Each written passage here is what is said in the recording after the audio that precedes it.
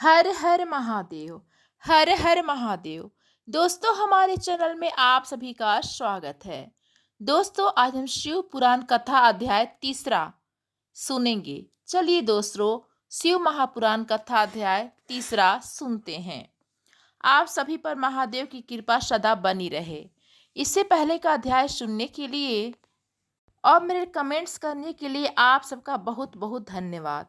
आज सुनिए शिव महापुराण कथा में आगे का वृत्तांत, जिसमें शिवलिंग की स्थापना और पूजन विधि का विस्तार पूर्वक वर्णन किया गया है। ऋषियों ने पूछा, सूत जी, शिवलिंग की स्थापना कैसे करनी चाहिए तथा उसकी पूजा कैसे, किस काल में तथा किस द्रव्य द्वारा करनी चाहिए। सूत जी ने कहा, महर्षियों, मैं तुम लोगों के लिए इस विषय का वर्णन करता हूँ। इसे ध्यान से सुनो और समझो। अनुकूल एवं शुभ समय में किसी पवित्र तीर्थ में नदी के तट पर ऐसी जगह पर शिवलिंग की स्थापना करनी चाहिए जहाँ रोज पूजन कर सके। पार्थिव द्रव्य से, जलमय द्रव्य से अथवा तेजस द्रव्य से पूजन करने से उपासक को पूजन का पूरा फल प्राप्त होता है। शुभ लक्षणों में पूजा करने पर यह तुरंत फल देने वाला है। चल प्रतिष्ठा के लिए छोटा शिवलिंग श्रेष्ठ माना जाता है। अचल प्रतिष्ठा हेतु बड़ा शिवलिंग अच्छा रहता है। शिवलिंग की पीठ सहित स्थापना करनी चाहिए। शिवलिंग की पीठ गोल, चौकोर, त्रिकोण अथवा खाट के पाए की भांति ऊपर नीचे मोटा और बीच में पतला होना चाहिए। ऐसा लिंग पीठ महान फल देने वाला होता है। पहले मिट्टी अथवा लोहे से शिवलिंग का निर्माण करना चाहिए। जिस द्रव्य से लिंग का निर्माण हो उसी से उसका पीठ बनाना चाहिए। यही अचल प्रतिष्ठा वाले शिवलिंग की विशेषता है। चल प्रतिष्ठा वाले शिवलिंग में लिंग व प्रतिष्ठा एक ही तत्व से बनाई जाती है। लिंग की लंबाई स्थापना करने वाले मनुष्य के 12 अंगुल के बराबर होनी चाहिए।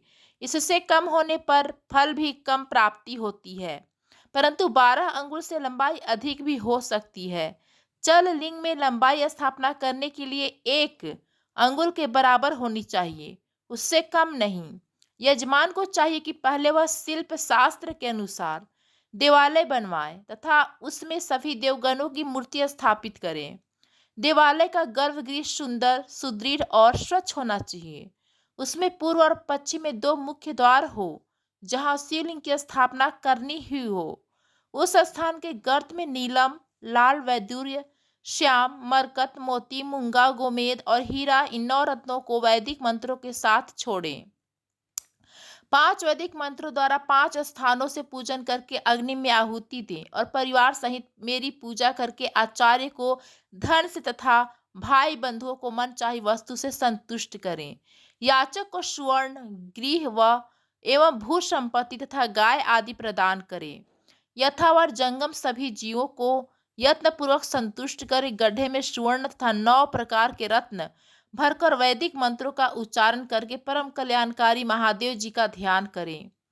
तत्पश्चात नाद घोष से युक्त महामंत्र ओमकार अर्थात ओम का उच्चारण करके गड्ढे में पीठ युक्त शिवलिंग की स्थापना करें। वहां परम सुंदर मूर्ति की भी स्थापना करनी चाहिए तथा भूमि संस्कार की विधि जिस प्रकार शिवलिंग के लिए की गई है उसी प्रकार मूर्ति की प्रतिष्ठा भी करनी चाहिए। मूर्ति की स्थापना अर्थात प्रतिष्ठा पंचाक्षर मंत्र से करनी चाहिए। मूर्ति को बाहर से भी लिया जा सकता है, परंतु वह साधु पुरुषों द्वारा पूजित हो। इस प्रकार शिवलिंग व मूर्ति द्वारा की गई महादेव जी की पूजा शिव पद प्रदान करने वाली है। अस्थावर और जंगम से लिंग भी 2 तरह का हो गया है। वृक्षलता आदि को अस्थावर लिंग कहते हैं और कृमि कीट आदि को जंगम लिंग कहते हैं। अस्थावर लिंग को सींचना चाहिए तथा जंगम लिंग को आहार एवं जल देकर तृप्त करना चाहिए। यो चराचर जीवों को भी भगवान शंकर का प्रतीक मानकर उनका पूजन करना चाहिए। इस तरह महालिंग की स्थापना करके विविध उपचारों द्वारा उसका रोज पूजन करें तथा देवालय के पास ध्वजारोहण करें। शिवलिंग साक्षात शिव जी का पद प्रदान करने वाला है। आवाहन, आसन, अर्घ्य, पाधांग, आचमन, स्नान, वस्त्र, योगोपवीत, गंध, पुष्प, धूप, दीप, नैवेद्य, तांबूल, समर्पण, निराजन, नमस्कार और विसर्जन, ये 16 उपचार हैं। इनके द्वारा पूजन करें। इस तरह किया गया भगवान शिव का पूजन शिव पद की प्राप्ति कराने वाला है। सभी शिवलिंगों की स्थापना के उपरांत, चाहे वे मनुष्य द्वारा स्थापित, ऋषियों या देवताओं द्वारा अथवा अपने आप प्रकट हुए हो, सभी का उपयुक्त विधि से पूजन करना चाहिए, तभी फल प्राप्त होता है। उसकी परिक्रमा और नमस्कार करने से शिव पद की प्राप्ति होती है। शिवलिंग का नियम पूर्वक दर्शन भी कल्याणकारी होता है। मिट्टी, आटा, गाय के गोबर, फूल, कनेर, पुष्प, फल, गुड़, मक्खन, भस्म अथवा अन्न से शिवलिंग बनाकर प्रतिदिन पूजन करें तथा प्रतिदिन 10,000 प्रणव मंत्रों का जाप करें अथवा दोनों संध्याओं के समय 1 सहस्त्र प्रणव मंत्रों का जाप करें। इससे भी शिव पद की प्राप्ति होती है। जप काल में प्रणव मंत्र का उच्चारण मन की शुद्धि करता है। नाद और बिंदु से युक्त ओमकार को कुछ विद्वान समान प्रणव कहते हैं। प्रतिदिन 10,000 पंचाक्षर मंत्र का जाप अथवा दोनों संध्याओं को 1 सहस्त्र मंत्र का जाप शिव पद की प्राप्ति कराने वाला है। सभी ब्राह्मणों के लिए प्रणव से युक्त पंचाक्षर मंत्र अति फलदायक है। कलश से किया स्नान, मंत्र की दीक्षा, मातृत्व का न्यास, सत्य से पवित्र अंतःकरण, ब्राह्मण तथा ज्ञानी गुरु सभी को उत्तम माना गया है। पंचाक्षर मंत्र का 5 करोड़ जाप करने से मनुष्य भगवान शिव के समान हो जाता है। 1, 2, 3 अथवा 4 करोड़ जाप करके मनुष्य क्रमशः ब्रह्मा, विष्णु, रुद्र तथा महेश्वर का पद प्राप्त कर लेता है। यदि 1000 दिनों तक प्रतिदिन 1 सहस्त्र जाप पंचाक्षर मंत्रों का किया जाए और प्रतिदिन ब्राह्मण को भोजन कराया जाए तो इससे अभिष्ट कार्य की सिद्धि होती है। ब्राह्मण को प्रतिदिन प्रातःकाल 1008 बार गायत्री मंत्र का जाप करना चाहिए, क्योंकि गायत्री मंत्र शिव पद की प्राप्ति कराता है। वेद मंत्रों और वैदिक सूक्तियों का भी नियम से जाप करें। अन्य मंत्रों में जितने अक्षर हैं उनके उतने लाख जाप करें। इस प्रकार यथाशक्ति जाप करने वाला मनुष्य मोक्ष प्राप्त करता है। अपनी पसंद से कोई एक मंत्र अपनाकर प्रतिदिन उसका जाप करे अथवा ओम का नित्य 1 सहस्त्र जाप करें। ऐसा करने से संपूर्ण मनोरथों की सिद्धि होती है। जो मनुष्य भगवान शिव के लिए फुलवाड़ी या बगीचे लगाता है तथा शिव मंदिर में झाड़ने बहारने का सेवा कार्य करता है, ऐसे शिव भक्त को पुण्य कर्म की प्राप्ति होती है। अतः समय में भगवान शिव से मोक्ष प्रदान करते हैं। काशी में निवास करने से भी योग और मोक्ष की प्राप्ति होती है। इसलिए आमरण शिव के क्षेत्र में निवास करना चाहिए। उस क्षेत्र में स्थित बावड़ी, तालाब, कुआं और पोखर को शिवलिंग समझकर वहां स्नान, दान और जाप करके मनुष्य भगवान शिव को प्राप्त कर लेता है। जो मनुष्य शिव के क्षेत्र में अपनी किसी मृत संबंधी का दाह, दशाह, मासिक श्राद्ध अथवा वार्षिक श्राद्ध करता है अथवा अपने पितरों को पिंड देता है, वह तत्काल सभी पापों से मुक्त हो जाता है और अंत में शिव पद प्राप्त करता है। लोक में अपने वर्ण के अनुसार आचरण करने व सदाचार का पालन करने से शिव पद की प्राप्ति होती है। निष्काम भाव से किया गया कार्य अभीष्ट फल देने वाला एवं शिव पद प्रदान करने वाला होता है। दिन के प्रातः, मध्याह्न और संध्या 3 विभाग होते हैं। इनमें सभी को एक एक प्रकार के कर्म का प्रतिपादन करना चाहिए। प्रातः काल रोजाना दैनिक शास्त्र कर्म, मध्याह्न सकाम कर्म तथा संध्या काल शांति कर्म के लिए पूजन करना चाहिए। इसी प्रकार रात्रि में 4 प्रहर होते हैं। उनमें से बीच के जो 2 प्रहर होते हैं निषिद्ध काल कहलाते हैं। इसी काल में पूजा करनी चाहिए, क्योंकि यह पूजा अभिष्ट देने वाली है। कलयुग में कर्म द्वारा ही फल की सिद्धि होगी। इस प्रकार विधि पूर्वक और समयानुसार भगवान शिव का पूजन करने वाले मनुष्य को अपने कर्मों का पूरा फल मिलता है। ऋषियों ने कहा, सूत जी, ऐसे पुण्य क्षेत्र कौन कौन से हैं जिनका आश्रय लेकर सभी स्त्री पुरुष शिव पद को प्राप्त कर लें? कृपया करके हमें बताइए। सूत जी बोले, हे विद्वान और बुद्धिमान महर्षियों, मैं मोक्ष देने वाले शिव क्षेत्रों का वर्णन कर रहा हूँ। पर्वत, वन और काननों सहित इस पृथ्वी का विस्तार 50 करोड़ योजन है। भगवान शिव की इच्छा से पृथ्वी ने सभी को धारण किया है। भगवान शिव ने भूतल पर विभिन्न स्थानों पर वहां के प्राणियों को मोक्ष देने के लिए शिव क्षेत्र का निर्माण किया है।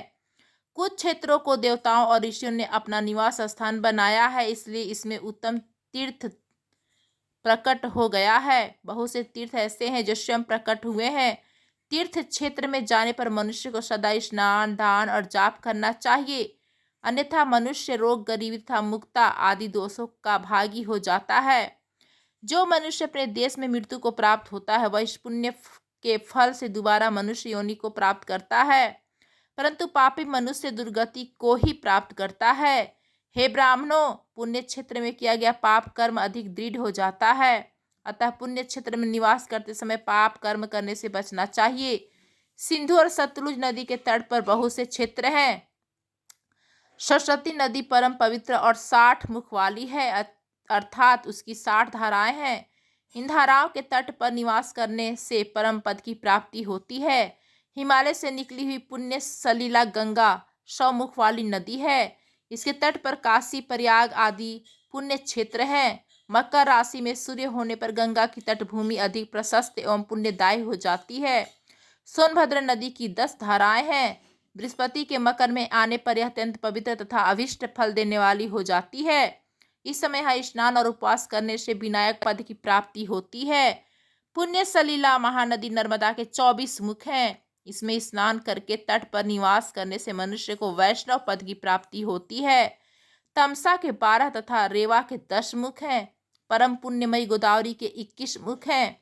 यह ब्रह्म हत्या तथा गोवध का पाप का नाश करने वाली एवं रुद्र लोक देने वाली है। कृष्णवेणी नदी समस्त पापों का नाश करने वाली है। इसके 18 मुख हैं तथा यह विष्णुलोक प्रदान करने वाली है। तुंगभद्रा 10 मुखी है, यह ब्रह्मलोक देने वाली है। सुवर्ण मुखरी के 9 मुख हैं। ब्रह्मलोक से लौटे जीव इसी नदी के तट पर जन्म लेते हैं। सरस्वती नदी, पंपा सरोवर, कन्याकुमारी, अंतरीप तथा शुभकारक श्वेत नदी सभी पुण्य क्षेत्र हैं। इनके तट पर निवास करने से इंद्रलोक की प्राप्ति होती है। महानदी कावेरी परम पुण्यमयी है। इसके 27 मुख हैं।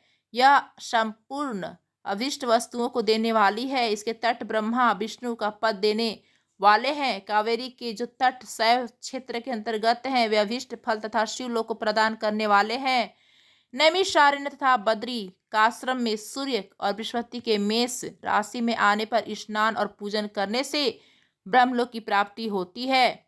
सिंह और कर्क राशि में सूर्य की संक्रांति होने पर सिंधु नदी में किया गया स्नान तथा केदार तीर्थ के जल का पान एवं स्नान ज्ञानदायक माना जाता है। बृहस्पति के सिंह राशि में स्थित होने पर भाद्र मास में गोदावरी के जल से स्नान करने से शिवलोक की प्राप्ति होती है। ऐसा स्वयं भगवान शिव ने कहा था। सूर्य और बृहस्पति के कन्या राशि में स्थित होने पर यमुना और सोनभद्र में स्नान से धर्मराज और गणेश लोक में महान भोग की प्राप्ति होती है, ऐसी महर्षियों की मान्यता है। सूर्य और बृहस्पति के तुला राशि में होने पर कावेरी नदी में स्नान करने से भगवान विष्णु के वचन की महिमा से अभिष्ट फल की प्राप्ति होती है। मार्गशीर्ष माह में सूर्य और बृहस्पति के वृश्चिक राशि में आने पर नर्मदा में स्नान करने से विष्णु पद की प्राप्ति होती है। सूर्य और बृहस्पति के धनु राशि में होने पर सुवर्ण मुखरी नदी में किया स्नान शिवलोक प्रदान करने वाला है। मकर राशि में सूर्य और बृहस्पति के माघ मास में होने पर गंगा जी में किया गया स्नान शिवलोक प्रदान कराने वाला है। शिवलोक के पश्चात ब्रह्मा और विष्णु के स्थानों में सुख भोग कर अंत में मनुष्य को ज्ञान की प्राप्ति होती है। माघ मास में सूर्य के कुंभ राशि में होने पर फाल्गुन मास में गंगा तट पर किया गया श्राद्ध, पिंडदान अथवा तिलोदक दान पिता और नाना दोनों कुलों के पितरों की अनेकों पीढ़ियों का उद्धार करने वाला है। गंगा व कावेरी नदी का आश्रय लेकर तीर्थवास करने से पाप का नाश हो जाता है। ताम्रपर्णी और वेगवती नदियां ब्रह्मलोक की प्राप्ति रूप फल देने वाली हैं। इनके तट पर स्वर्णदायक क्षेत्र हैं। इन नदियों के मध्य में बहुत से पुण्य क्षेत्र हैं। यहाँ निवास करने वाला मनुष्य अभिष्ट फल का भागी होता है।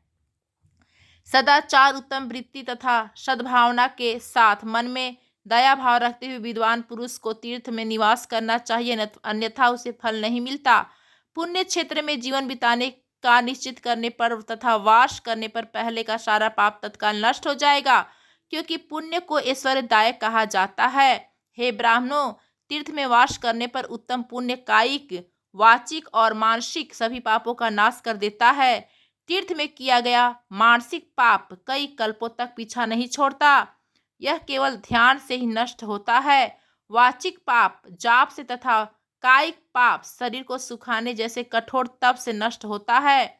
अतः सुख चाहने वाले पुरुष को देवताओं की पूजा करते हुए और ब्राह्मणों को दान देते हुए पाप से बचकर ही तीर्थ में निवास करना चाहिए। ऋषि ने कहा, सूत जी, आप हमें वह सदाचार सुनाइए जिससे विद्वान पुरुष पुण्य लोकों पर विजय पाता है।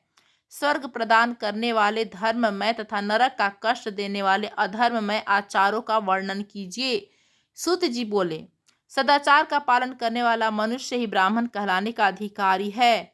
वेदों के अनुसार आचार का पालन करने वाले एवं वेद के अभ्यासी ब्राह्मण को विप्र कहते हैं। सदाचार, वेदाचार तथा विद्या गुणों से युक्त होने पर उसे द्विज कहते हैं। वेद का कम आचार तथा कम अध्ययन करने वाले एवं राजा के पुरोहित अथवा सेवक ब्राह्मण को क्षत्रिय ब्राह्मण कहते हैं। जो ब्राह्मण कृषि या वाणिज्य कर्म करने वाला है तथा ब्राह्मणोचित आचार का भी पालन करता है वह वैश्य ब्राह्मण है तथा स्वयं खेत जोतने वाला शुद्ध ब्राह्मण कहलाता है। जो दूसरों के दोष देखने वाला तथा परद्रोही है उसे चांडाल द्विज कहते हैं।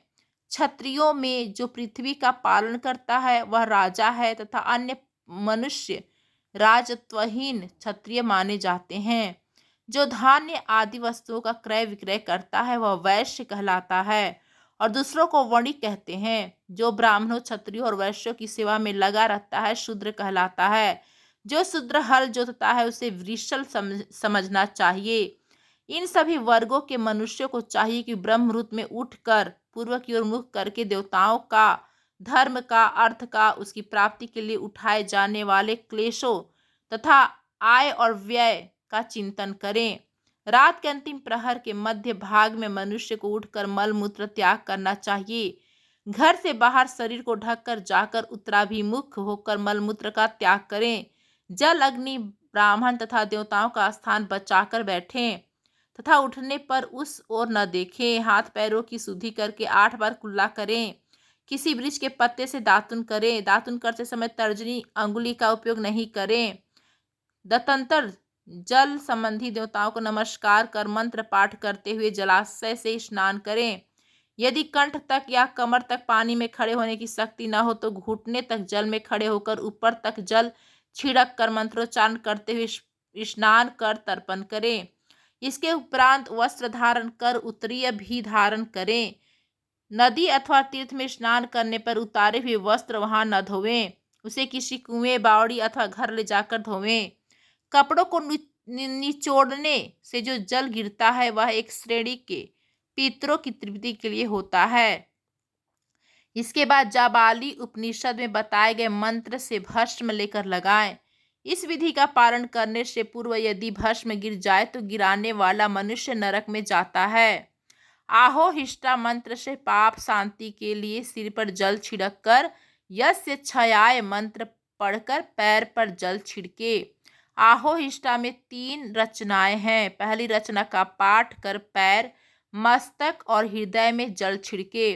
दूसरी रचना का पाठ कर मस्तक, हृदय और पैर पर जल छिड़के। तीसरी रचना का पाठ करके हृदय, मस्तक और पैर पर जल छिड़के। इस प्रकार के स्नान को मंत्र स्नान कहते हैं। किसी अपवित्र वस्तु से स्पर्श हो जाने पर, स्वास्थ्य ठीक न रहने पर, यात्रा में या जल उपलब्ध न होने की दशा में मंत्र स्नान करना चाहिए। प्रातः काल की संध्योपासना में गायत्री मंत्र का जाप करके 3 बार सूर्य को अर्घ्य दें।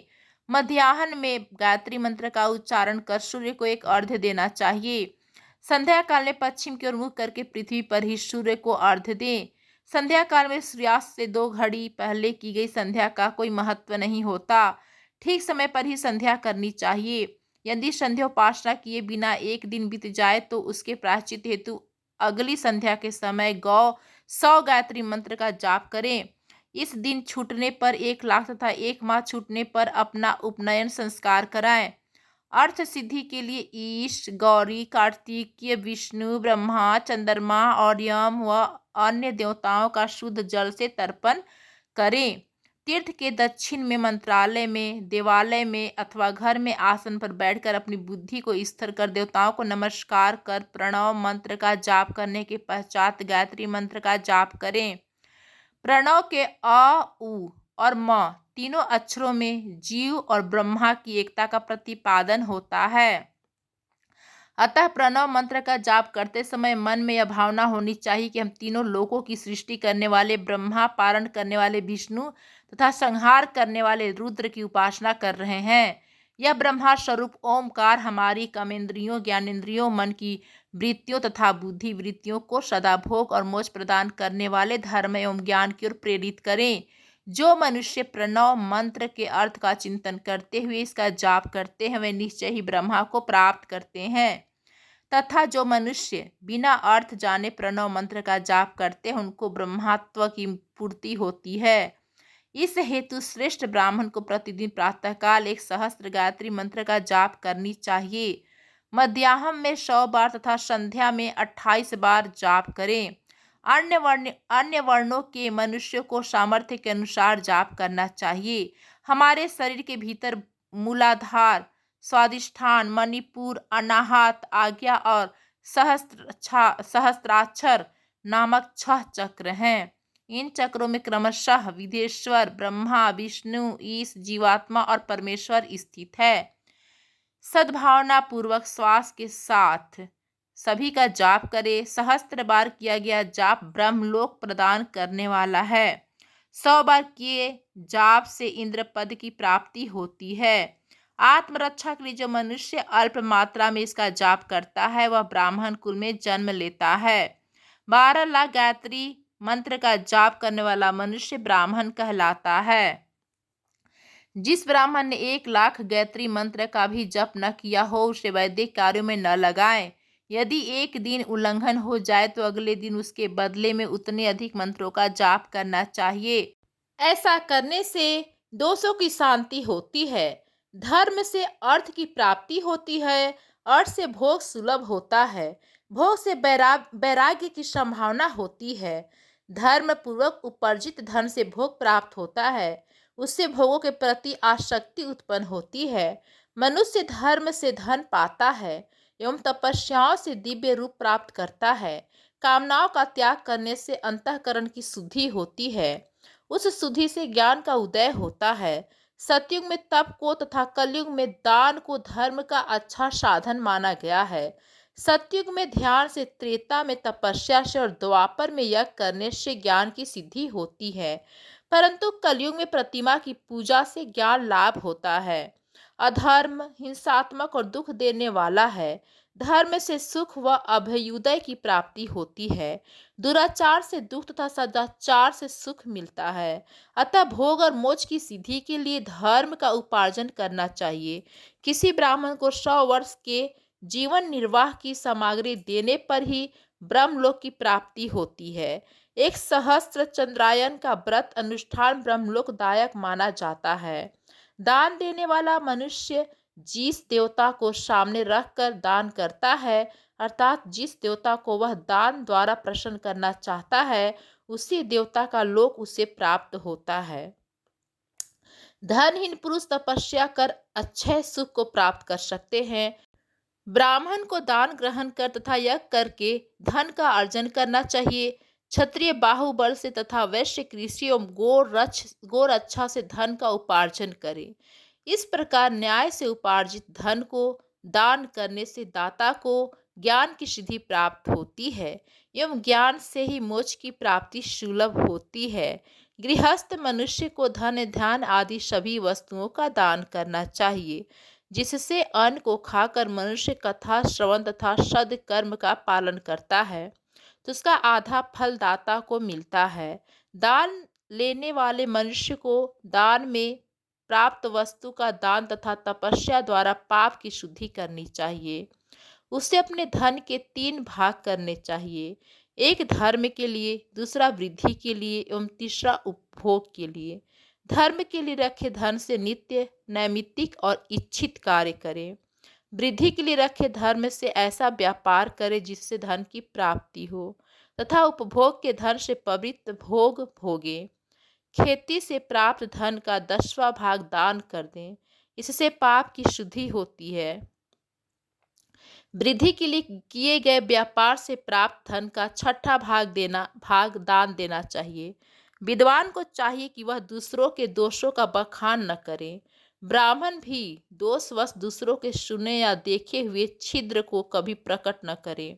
विद्वान पुरुष ऐसी बात न कहे जो समस्त प्राणियों के हृदय में रोष पैदा करने वाली हो।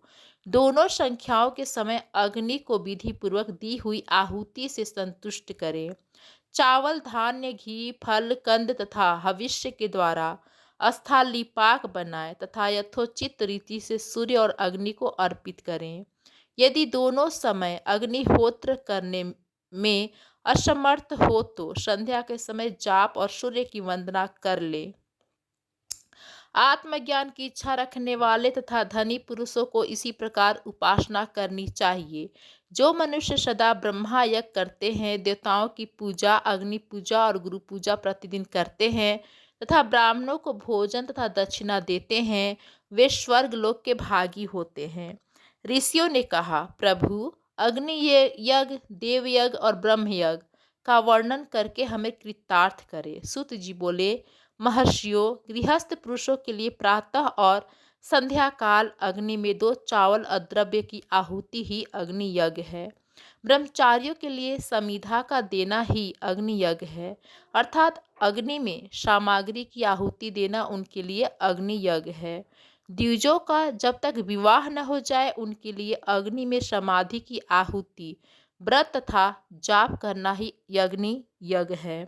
द्विजो, जिसने अग्नि को विसर्जित कर उसे अपनी आत्मा में स्थापित कर लिया है, ऐसे वानप्रस्थियों और सन्यासियों के लिए यही अग्नि यज्ञ है कि वे समय पर हितकर और पवित्र अन्न का भोजन कर ले। ब्राह्मणों, संध्या काल अग्नि के लिए दी आहुति से संपत्ति की प्राप्ति होती है तथा प्रातः काल सूर्य को दी आहुति से आयु की वृद्धि होती है। दिन में अग्निदेव सूर्य में हो प्रविष्ट हो जाते हैं, अतः प्रातःकाल सूर्य को दी आहुति अग्नि यज्ञ के समान ही होती है। इंद्र आदि समस्त देवताओं को प्राप्त करने के उद्देश्य से जो आहुति अग्नि में दी जाती है वह देव यज्ञ कहलाती है। लौकिक अग्नि में प्रतिष्ठित जो संसार निमित्तिक हवन कर्म है वह देव यज्ञ है। देवताओं को प्रसन्न करने के लिए नियम से विधि पूर्वक किया गया यज्ञ ही देव यज्ञ है। वेदों के नित्य अध्ययन और स्वाध्याय को ब्रह्मयज्ञ कहते हैं। मनुष्य को देवताओं की तृप्ति के लिए प्रतिदिन ब्रह्मयज्ञ करना चाहिए। प्रातः काल और संध्या काल को ही इसे किया जा सकता है। अग्नि के बिना देवयज्ञ कैसा होता है, इसे श्रद्धा और आदर से सुनो। सृष्टि के आरंभ में सर्वज्ञ और सर्वसमर्थ महादेव शिव जी ने समस्त लोगों के उपकार के लिए वारों की कल्पना की। वारों मतलब दिन, 7 दिन। भगवान शिव संसार रूपी रोग को दूर करने के लिए वैद्य हैं, सबके ज्ञाता तथा समस्त औषधियों के औषध हैं। भगवान शिव ने सबसे पहले अपने वार की रचना की जो आरोग्य प्रदान करने वाला है। तत्पश्चात अपनी माया शक्ति का वार बनाया जो संपत्ति प्रदान करने वाला है। जन्म काल में दुर्गति ग्रस्त बालक की रक्षा के लिए कुमार के वार की कल्पना की। आलस्य और पाप की निवृत्ति तथा समस्त लोगों का हित करने की इच्छा से लोक रक्षक भगवान विष्णु का वार बनाया। इसके बाद शिव जी ने पुष्टि और रक्षा के लिए आयुकर्ता त्रिलोक सृष्टा परमेष्टि ब्रह्मा का आयुष्कारक वार बनाया। तीनों लोकों की वृद्धि के लिए पहले पुण्य पाप की रचना होने पर लोगों को शुभाशुभ फल देने वाले इंद्र और यम के वारों का निर्माण किया। ये वार भोग देने वाले तथा मृत्यु भय को दूर करने वाले हैं। इसके उपरांत भगवान शिव ने 7 ग्रहों को इन वारों का स्वामी बनाया। वारों मतलब जैसे बृहस्पतिवार, मंगलवार, इसकी बात हो रही है दोस्तों। ये सभी ग्रह नक्षत्र ज्योतिमय मंडल में प्रतिष्ठित है और शिव भगवान के वार के स्वामी सूर्य है। शक्ति संबंधी वार के स्वामी सोम है। कुमार संबंधी वार के अधिपति मंगल हैं। विष्णुवार के स्वामी बुध, ब्रह्मा जी के वार के स्वामी बृहस्पति, इंद्रवार के स्वामी शुक्र और यमवार के स्वामी शनि हैं। अपने अपने वार में की गई देवताओं की पूजा उनके फलों को देने वाली है। सूर्य आरोग्य और चंद्रमा संपत्ति के दाता है। बुध व्याधियों के निवारक तथा बुद्धि प्रदाता है। बृहस्पति आयु की वृद्धि करते हैं। शुक्र भोग देते हैं और शनि मृत्यु का निवारण करते हैं। इन सातों वारों के फल उनके देवताओं के पूजन से प्राप्त होते हैं। अन्य देवताओं की पूजा का फल भी भगवान शिव ही देते हैं। देवताओं की प्रसन्नता के लिए पूजा की 5 पद्धतियां हैं। पहले उन देवताओं के मंत्रों का जाप, दूसरा होम, तीसरा दान, चौथा तप तथा पांचवा वेदी पर प्रतिमा में अग्नि अथवा ब्राह्मण के शरीर में विशिष्ट देव की भावना करके 16 उपचारों से पूजा तथा आराधना करना। दोनों नेत्रों तथा मस्तक के रोग में और कुष्ठ रोग की शांति के लिए भगवान सूर्य की पूजा करके ब्राह्मणों को भोजन कराएं। इससे यदि प्रबल प्रारब्ध का निर्माण हो जाए तो जरा एवं रोगों का नाश हो जाता है। इष्ट देव के नाम मंत्रों का जाप वार के अनुसार फल देते हैं। रविवार को सूर्य देव व अन्य देवताओं के लिए तथा अन्य ब्राह्मणों के लिए विशिष्ट वस्तु अर्पित करें। यह साधना विशिष्ट फल देने वाला होता है तथा इसके द्वारा पापों की शांति होती है। सोमवार को संपत्ति व लक्ष्मी की प्राप्ति के लिए लक्ष्मी की पूजा करें तथा पत्नी के साथ ब्राह्मणों को घी में पका अन्न भोजन कराएं। मंगलवार को रोगों की शांति के लिए काली माँ की पूजा करें। उड़द, मूंग एवं अरहर की दाल से युक्त अन्न का भोजन ब्राह्मणों को कराएं। बुधवार को दधि युक्त अन्न से भगवान विष्णु का पूजन करें। ऐसा करने से पुत्र मित्र की प्राप्ति होती है। जो दीर्घायु होने की इच्छा रखते हैं वे बृहस्पतिवार को देवताओं का वस्त्र, यज्ञोपवीत तथा घी मिश्रित खीर से पूजन करें। भोगों की प्राप्ति के लिए शुक्रवार को एकाग्रचित होकर देवताओं का पूजन करें और ब्राह्मणों की तृप्ति के लिए षड्रस युक्त अन्न दें। स्त्रियों की प्रसन्नता के लिए सुंदर वस्त्र का विधान करें। शनिवार आप मृत्यु का निवारण करने वाला है। इस दिन रुद्र की पूजा करें। तिल के होम व दान से देवताओं को संतुष्ट करके ब्राह्मणों को तिल मिश्रित भोजन कराएं। इस तरह से देवताओं की पूजा करने से आरोग्य एवं उत्तम फल की प्राप्ति होती है। देवताओं के नित्य विशेष पूजन, स्नान, दान, जाप, होम तथा ब्राह्मण तर्पण एवं रवि आदि वारों में विशेष तिथि और नक्षत्रों का योग प्राप्त होने पर विभिन्न देवताओं के पूजन में जगदीश्वर भगवान शिव ही उन देवताओं के रूप में पूजित होकर सब लोगों को आरोग्य फल प्रदान करते हैं। देश, काल, पात्र, द्रव्य, श्रद्धा एवं लोक के अनुसार उनका ध्यान रखते हुए महादेव जी आराधना करने वालों को आरोग्य का फल देते हैं। मंगल कार्य आरंभ में और अशुभ कार्यों के अंत में तथा जन्म नक्षत्रों के आने पर गृहस्थ पुरुष अपने घर में आरोग्य की समृद्धि के लिए सूर्य ग्रह का पूजन करें। इससे सिद्ध होता है कि देवताओं का पूजन संपूर्ण अभीष्ट वस्तुओं को देने वाला है। पूजन वैदिक मंत्रों के अनुसार ही होना चाहिए। शुभ फल की इच्छा रखने वाले मनुष्य को सातों दिन अपनी शक्ति के अनुसार देव पूजन करना चाहिए। निर्धन मनुष्य तपस्या और व्रत आदि से तथा धनी धन के द्वारा देवी देवताओं की आराधना करे। जो मनुष्य श्रद्धा पूर्वक इस तरह के धर्म का अनुष्ठान करता है वह पुण्य लोक में अनेक प्रकार के फल भोगकर पुनः इस पृथ्वी पर जन्म ग्रहण करता है। धनवान पुरुष सदा भोग सिद्धि के लिए मार्ग में वृक्ष लगाकर लोगों के लिए छाया की व्यवस्था करते हैं और उनके लिए कुएं बावली बनवाकर पानी की व्यवस्था करते हैं। वेद शास्त्रों की प्रतिष्ठा के लिए पाठशाला का निर्माण या अन्य किसी भी प्रकार से धर्म का संग्रह करते हैं और स्वर्गलोक को प्राप्त होते हैं। समयानुसार पुण्य कर्मों के परिपाक से अंतःकरण शुद्ध होने पर ज्ञान की सिद्धि होती है। हे द्विजो, इस अध्याय को जो सुनता है, पढ़ता है तथा सुनने की व्यवस्था करता है उसे देव यज्ञ का फल प्राप्त होता है। ऋषियों ने कहा, समस्त पदार्थों के ज्ञाताओं में श्रेष्ठ सूत जी हमसे देश, काल और दान का वर्णन करें। सूत जी बोले, अपने घर में किया देव यज्ञ शुद्ध गृह के फल को देने वाला है। गौशाला का स्थान घर में किए गए देव यज्ञ से 10 गुना जबकि जलाशय का तट गौशाला से 10 गुना है।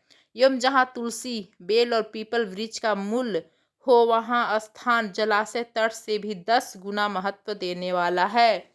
देवालय से 10 गुना महत्व रखता है। तीर्थ भूमि का तट उससे भी श्रेष्ठ है। नदी का किनारा तथा उसका 10 गुना उत्कृष्ट है। तीर्थ नदी का तट इससे भी अधिक महत्व रखने वाला है। सप्तगंगा का तट जिसमें गंगा, गोदावरी, कावेरी, ताम्रपर्णी, सिंधु, सरयू और रेवा नदियां आती हैं। इससे भी 10 गुना अधिक फल समुद्र का तट और उससे भी 10 गुना अधिक फल पर्वत चोटी पर पूजा करने से होता है। और सबसे अधिक महत्व का स्थान वह होता है जहाँ मन रम जाए। सतयुग में यज्ञ, दान आदि से संपूर्ण फलों की प्राप्ति होती है। त्रेता में तिहाई, द्वापर में आधा, कलयुग में इससे भी कम फल प्राप्त होता है, परंतु शुद्ध हृदय से किया गया पूजन फल देने वाला होता है। इससे 10 गुना फल सूर्य संक्रांति के दिन, उससे 10 गुना अधिक फल तुला और मेष की संक्रांति में तथा चंद्र ग्रहण में उससे भी 10 गुना फल मिलता है। सूर्य ग्रहण में उससे भी 10 गुना अधिक फल प्राप्त होता है। महापुरुषों के साथ में वह काल करोड़ों सूर्य ग्रहण के समान पावन है।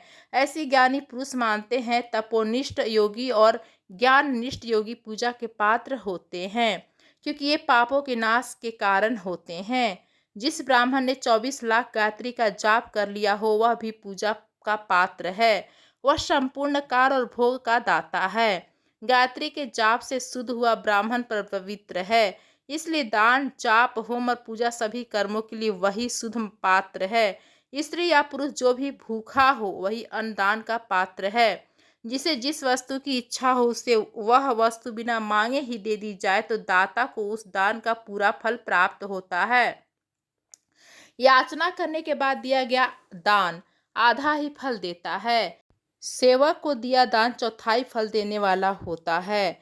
दीन ब्राह्मण को दिए गए धन का दान को इस भूतल पर 10 वर्षों तक भोग प्रदान करने वाला है। वेद वेत्ता को दान देने पर वह स्वर्ग लोक में देवताओं के वर्ष से 10 वर्षों तक दिव्य भोग देने वाला है। गुरु दक्षिणा में प्राप्त धन शुद्ध द्रव्य कहलाता है। इसका दान संपूर्ण फल देने वाला है। क्षत्रियों का शौर्य से कमाया हुआ, वैश्यों का व्यापार से आया हुआ और शूद्रों का शिवावृत्ति से प्राप्त किया धन उत्तम द्रव्य है। भूमि, तीर, स्वर्ण, घी, वस्त्र, धान्य, गुड़, चांदी, नमक, कोहड़ा और कन्या नामक 12 वस्तुओं का दान करना चाहिए। गोदान से सभी पापों का निवारण होता है और पुण्य कर्मों की पुष्टि होती है। भूमि का दान परलोक में आश्रय देने वाला होता है और तिल का दान बल देने वाला तथा मृत्यु का निवारक होता है। स्वर्ण का दान वीर्यदायक और घी का दान पुष्टिकारक होता है। वस्त्र का दान आयु की वृद्धि करता है। धान्य का दान करने से अन्न और धन की समृद्धि होती है। गुड़ का दान मधुर भोजन की प्राप्ति कराता है। चांदी के दान से वीर्य की वृद्धि होती है। लवण के दान से षड्दश भोजन की प्राप्ति होती है। कोहड़ा या कुष्ठमांड के दान से पुष्टिदायक माना जाता है। कन्या का दान आजीवन भोग देने वाला होता है। जिन वस्तुओं से श्रवण आदि इंद्रियों की तृप्ति होती है उनका सदा दान करें। वेद और शास्त्रों को गुरुमुख से ग्रहण करके कर्मों का फल अवश्य मिलता है। इसे ही उच्च कोटि की आस्तिकता कहते हैं। भाई बंधु अथवा राजा के भय से जो आस्तिकता होती है वह निम्न श्रेणी की होती है। जिस मनुष्य के पास धन का अभाव है वह वाणी और कर्म द्वारा ही पूजन करे। तीर्थ यात्रा और व्रत को शारीरिक पूजन माना जाता है।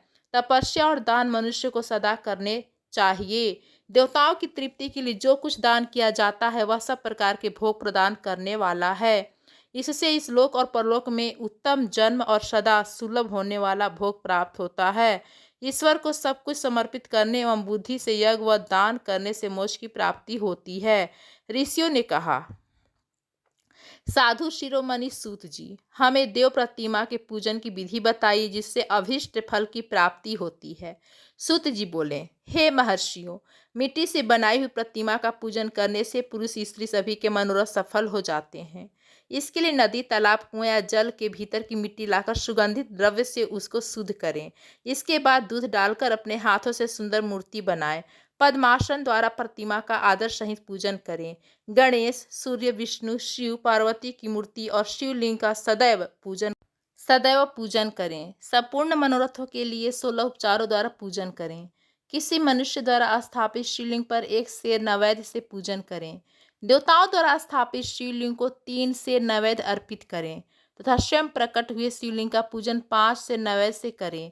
इससे अभीष्ट फल की प्राप्ति होती है। इस प्रकार सहस्त्र 12 पूजन करने से सत्यलोक की प्राप्ति होती है। 12 अंगुल चौड़ा और 25 अंगुल लंबा यह लिंग का प्रमाण है और 15 अंगुल ऊंचा लोहे या लकड़ी के बनाए हुए पत्र का नाम शिव है। इसके अभिषेक से आत्मशुद्धि, गंध चढ़ाने से पुण्य, नैवेद्य चढ़ाने से आयु तथा धूप देने से धन की प्राप्ति होती है। दीप से ज्ञान और तांबुल से भोग मिलता है। अतएव स्नान आदि 6 पूजन के अंगों को अर्पित करें। नमस्कार और जाप संपूर्ण अभीष्ट फलों को देने वाला है। भोग और मोक्ष की इच्छा रखने वाले लोगों को पूजा के अंत में सदा जाप और नमस्कार करना चाहिए। जो मनुष्य जिस देवता की पूजा करता है वह उस देवता के लोक को प्राप्त करता है तथा उनके बीच के लोकों में उचित फल को भोगता है। हे महर्षियों, भूलोक में श्री गणेश पूजनीय हैं। शिव जी के द्वारा निर्धारित तिथि, वार, नक्षत्र में जो विधि सहित इनकी पूजा करता है उसके सभी पाप एवं शोक दूर हो जाते हैं और वह अभिष्ट फलों को पाकर मोक्ष को प्राप्त करता है। यदि मध्याह्न के बाद तिथि का आरंभ होता है तो रात्रि तिथि का पूर्व भाग पितरों के श्राद्ध आदि कर्म के लिए उत्तम होता है तथा बाद का भाग दिन के समय देव कर्म के लिए अच्छा होता है। वेदों में पूजा शब्द को ठीक प्रकार से परिभाषित नहीं किया गया है। पू का अर्थ है भोग और फल की सिद्धि। जिस कर्म से संपन्न होती है उसका नाम पूजा। मनोवांछित वस्तु तथा ज्ञान अभीष्ट वस्तुएं हैं। लोक और वेद में पूजा शब्द का अर्थ है विख्यात है। नित्य कर्म भविष्य में फल देने वाले होते हैं। लगातार पूजन करने से शुभकामनाओं की पूर्ति होती है तथा पापों का क्षय होता है। इसी प्रकार श्री विष्णु भगवान तथा अन्य देवताओं की पूजा उन देवताओं के वार, तिथि, नक्षत्र को ध्यान में रखते हुए तथा 16 उपचारों से पूजन एवं भजन करने से अभीष्ट फल की प्राप्ति होती है। शिव जी सभी मनोरथों को पूर्ण करने वाले हैं। महाआद्रा नक्षत्र अर्थात माघ कृष्ण चतुर्दशी को शिव जी का पूजन करने से आयु की वृद्धि होती है। ऐसे ही और भी नक्षत्रों, महीनों तथा वारों में शिव जी की पूजा व भोजन भोग और मोक्ष देने वाला है। कार्तिक मास में देवताओं का भजन विशेष फलदायक होता है। विद्वानों के लिए यह उचित है कि इन महीने में सब देवताओं का भजन करें। संयम व नियम से जाप, हवन, तप, हवन और दान करें, क्योंकि कार्तिक मास में देवताओं का भजन सभी सुखों को दूर करने वाला है। कार्तिक मास में रविवार के दिन जो सूर्य की पूजा करता है और तेल व कपास का दान करता है उसका कुष्ठ रोग भी दूर हो जाता है। जो अपने तन मन को जीवन में प्रयत्न शिव को अर्पित कर देता है उसे शिव जी मोक्ष प्रदान करते हैं। योनि और लिंग इन दोनों स्वरूपों के शिव स्वरूप में समाविष्ट होने के कारण वे जगत के जन्म निरूपण हैं और इसी नाते से जन्म की निवृत्ति के लिए शिव जी की पूजा का अलग विधान है। सारी जगत बिंदु नाद स्वरूप है। बिंदु शक्ति है और नाद शिव, इसलिए सारा जगत शिव शक्ति स्वरूप ही है। नाद बिंदु का और बिंदु इस जगत का आधार है। आधार में ही आधेय का समावेश अथवा लय होता है। यही सकलीकरण है। इस सकलीकरण की स्थिति में ही सृष्टि काल में जगत का आरंभ हुआ है। शिवलिंग बिंदु नाद स्वरूप है, अतः इसे जगत का कारण बताया गया है। बिंदु देव और नाद शिव, इनका संयुक्त रूप ही शिवलिंग कहलाता है। अतः जन्म के संकट से छुटकारा पाने के शिवलिंग की पूजा करनी चाहिए।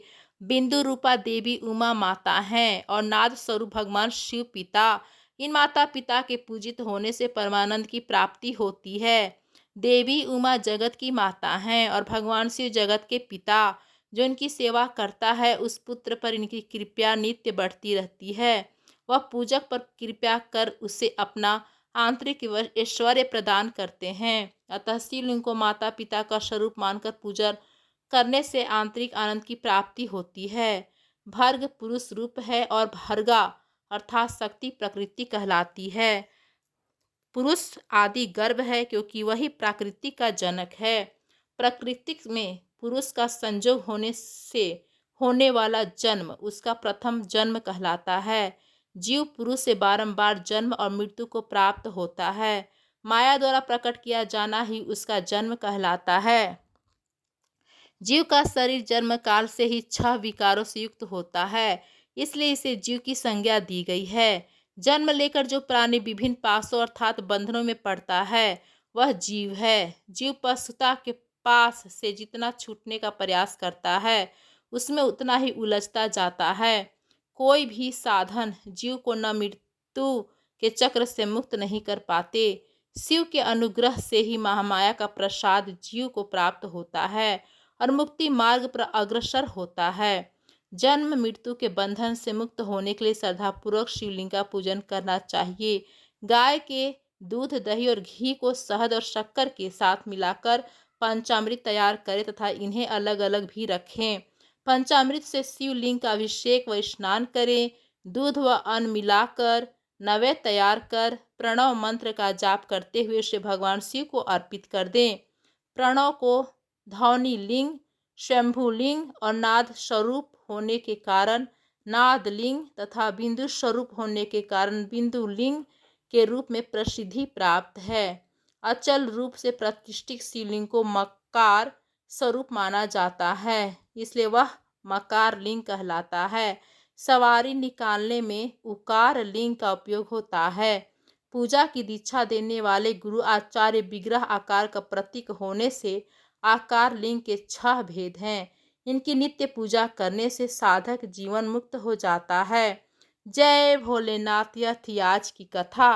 उम्मीद है आपको पसंद आई होगी। इससे आगे का वृतांत सुनने के लिए कृपया आप अगले अध्याय में जरूर सुनिएगा।